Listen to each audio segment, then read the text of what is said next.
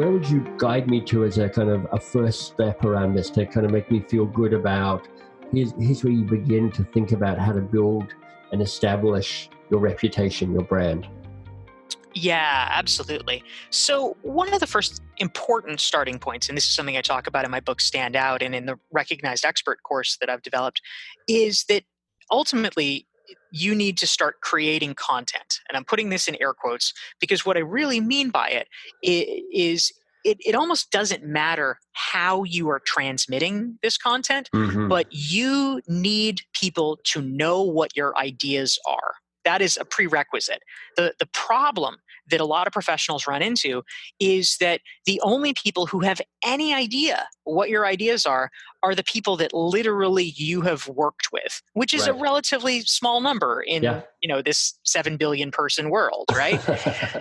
And so people, you can't be known for your ideas if people don't know what your ideas are. So you need to find a way for people who have not worked elbow to elbow with you to be able to hear what they are.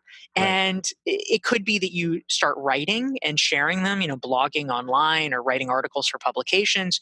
It could be that you do lunch and learns, when people are allowed to do that again, or maybe you're sharing best practices on your company's internal social network. Maybe you are writing for your company's newsletter. Maybe you offer to do a free webinar for people inside your company about, hey, I learned this new sales technique that seems really effective. Let me share it with other people.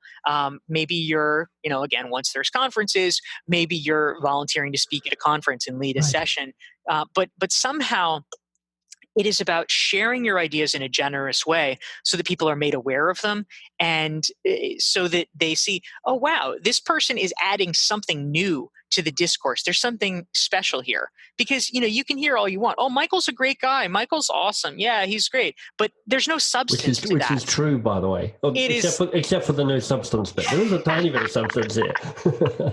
That's right. But there's lots of people in the world who are good guys, but that doesn't mean that they're a leader in their field or you must hire them. Yeah. What you want it to differentiate yourself in terms of your brand is to be known for your ideas, and sharing them somehow, finding the way that's right for you is a really powerful first step. Okay, so there are some people freaking out right away, going, "Look, Dorie is a cornucopia of ideas. They're abundant. She's written in different spheres. She's written for HBR. She's written for assorted other magazines. She's written books. She has online courses.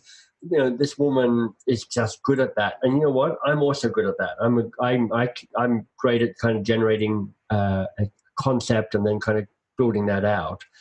But if people are looking at you and me and going, look, I can't be a Dorie Clark. I can't be a Michael Bungay Stanier. How do you scale? Calm us down a bit, Dorie. Make that concept of start putting your ideas out in the world feel less scary for me. So one example that I have that I love, this is actually from a friend of mine.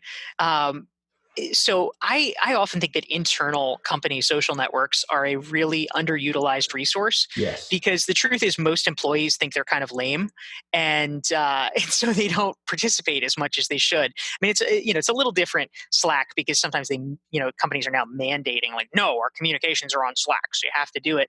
But for a long time, companies would have these internal social networks, and people would be like, why do I bother? Nobody's reading this, nobody cares.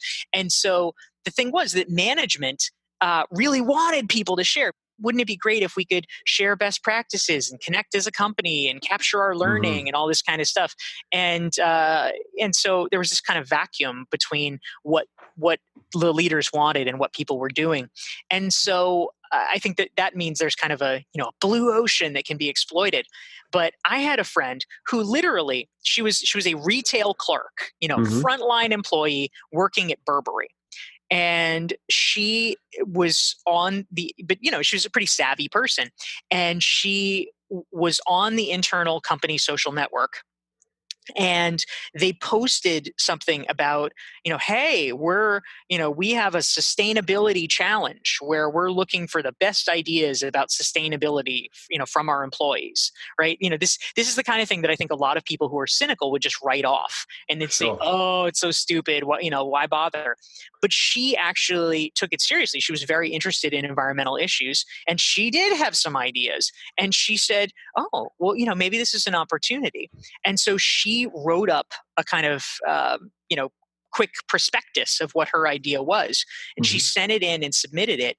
And she ends up in a one-on-one dialogue with the company's CEO. That's awesome. She ends up winning a contest. They fly her to the headquarters in London to present her idea. I mean, these are literal ways that you can stand out. That's and nice. just a lot of people don't take that opportunity.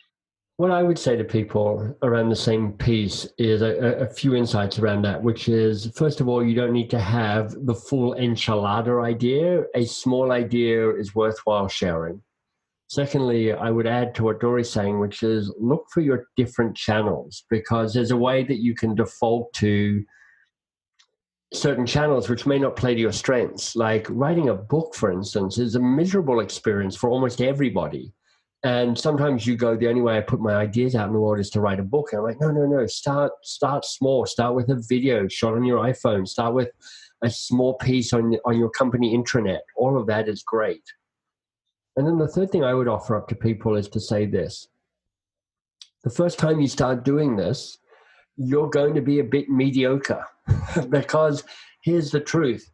Everybody is a bit mediocre the first time they start trying to put ideas together. It's a new skill. It's an underdeveloped muscle. And the real truth is that the first versions of the ideas that Dorie and I put out in the world are mediocre. I mean, just before I got on this call, I got a note back from Ainsley, who I work with at mbs.works, which is like, I've just read your newsletter. Yeah, I've got some comments. I'm like, okay, I don't know what those are yet, but what that is a moment of somebody going, let me help you elevate the idea that you've had. So it takes a degree of courage to step into this place of going, to be known for my ideas, I've got to start having ideas. And it's like, start small, know that you're going to suck, find ways of getting feedback so that maybe your idea can become a little stronger, a little more differentiated, a little more interesting. And then pick your channel, I think, can be really important as well. Yes. Yeah. Very good tips. Thanks, Michael. Hey, it's MBS here. If you've picked up a copy of my book, The Advice Trap, well, make sure you go to theadvicetrap.com. Not only is there a process for taming your advice monster, but there are downloads on how to ask a question powerfully well.